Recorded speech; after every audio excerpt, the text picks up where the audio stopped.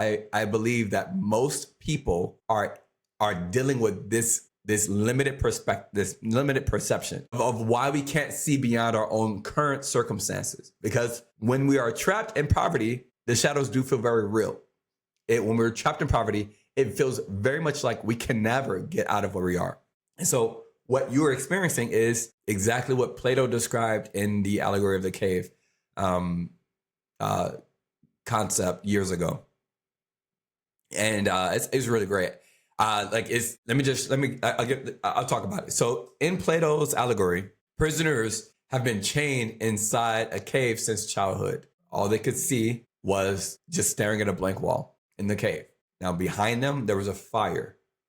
And between the fire and the prisoners is a walkway where people carry objects all day, and they're casting shadows on the walls that the prisoners can see. And these prisoners know nothing else but these shadows. And so to them, shadows are reality.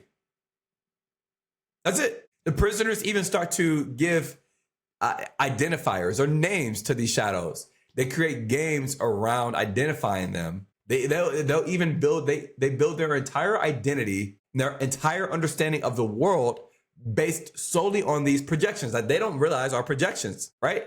But they've got no concept of how the entire world exists outside of their limited scope, outside of their limited perspective. And so the shadows that they see are literally just limitations of actual objects. But they do believe with all of their heart and everything that they are the most real things in existence. Shadows on a wall. But because they can't see anything else, most realistic thing ever. Now I think this perfectly illustrates exactly what happens in poverty. When you're trapped in financial hardship, your entire reality narrows to just immediate survival. And that's it. You can't even conceive, you can't even see the opportunities, the possibilities, and that freedom that exists outside of your current experience. You are actually in that position. You're literally chained to a perspective that keeps you staring at shadows of being poor. Wow, there's actually real prosperity, real wealth, real money, real freedom, real stressless life. Literally just outside of that awareness. I mean, the cave entrance is right down the hall, but you're chained here looking at this poverty. Since you were a child, your family also put you in that situation as well. And it's not always their fault. But why most people stay stuck in there? Because just if you were to go and try and free those cave prisoners, because people would try, those prisoners would fight against the individuals who are trying to free them and let them go out of the cave. But because the bright sunlight was so painful to their eyes, freedom is so painful to their eyes because they've been trapped and they've only known darkness. Most of the cave prisoners would resist this and go back in, and they would rather be chained and look at the walls. And many people resist uncomfortable truths and changes that are required to escape poverty.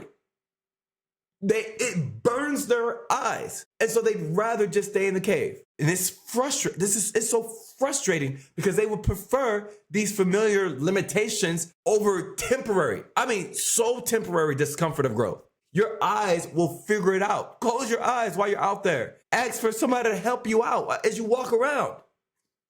Open your eyes a little bit, blink them, wear shades. But just get to the freedom and figure it out there. But your entire reality becomes limited to this cave of day-to-day thinking, and with these moving shadows on the wall representing what you think is progress, right? People, because they're trapped in this cave, and they are naming these figures and they're playing games with these figures, and like their perception of the reality of these figures on the wall grows in their brain. They're tricking themselves to feel like they actually have this progress from leaving poverty when you're still in the same exact place. But what you perceive is just as reality is literally just a shadow of what's actually possible. That's how powerful poverty becomes. That's how poverty mindset becomes. You literally cannot see beyond your own immediate circumstances. When you don't acknowledge the opportunities that you have, what happens? You start to feel like a victim. And I see so many people in this situation all the time. They literally cannot see past the right now. They will literally rather be stuck and chained in a cave. And they choose not to believe that there is the possibility of freedom right down the cave hallway. Someone comes and tries to just set them free, and it is so uncomfortable to their eyes. Tell me this. If you knew a child, if you've got a child, and your child was caved to that chain all their life because of some circumstance, and you finally came and found your child in that cave, and you saw them, and you recognized them. Maybe they don't recognize you because all they know are the shadows. Would you want to save them? Would you want to unchain them and help them? What would you do to free them and make sure that they take that uncomfortable step outside? What would you do? What would you say to them? Would you carry them? Would you blindfold them? What would you do to get them to step outside and see that there is more freedom outside of this cave? Would you do anything? Would you do anything for that? And it's so sad because another concept of this is that caves are so small. There's only so much space. That's it. And I get so tired of people feeling like there is not enough wealth to go around. The reason why they say that are because they've got poverty mindset. They're in a cave. All they see is this limited amount of cave. They've got a cave entrance hole this big, which is even smaller than the cave's size itself. And when people say there's not enough money to go around, or they're hogging all the money, they've got all the money, or when they say I can't make more money because that's going to be taking some money from someone, it makes sense. You get it now, right? Because if their cave is 50 by 50 feet and the cave entrance is a 10-foot tall, 5-foot wide opening, it looks like there's not enough space for everybody to fit out of that. But what is on the other side of that cave entrance? The entire world, all of the rest of reality, all of the rest of life, everything else, all types of opportunities and freedoms, more than enough space for everyone to exist. And that's the same exact thing about money and wealth and freedoms and opportunities. You have this limited perspective of how much somebody can earn, how much somebody can make. If I make more money, somebody else makes less. Somebody else makes all the money, so there's not enough space for me. Because you're in this cave day-to-day thinking.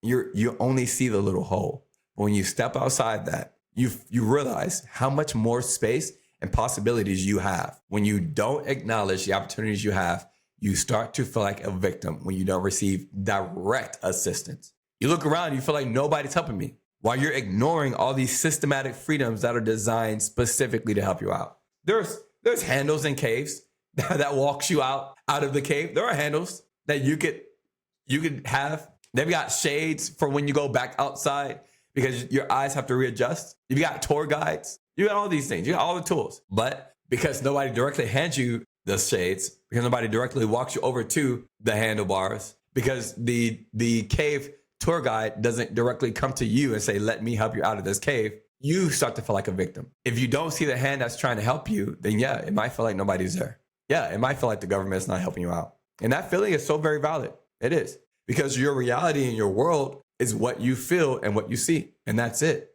Nothing else. Told you I had a lot to get off my chest today. I didn't mean to yell. I didn't mean to yell at you guys. I'm sorry.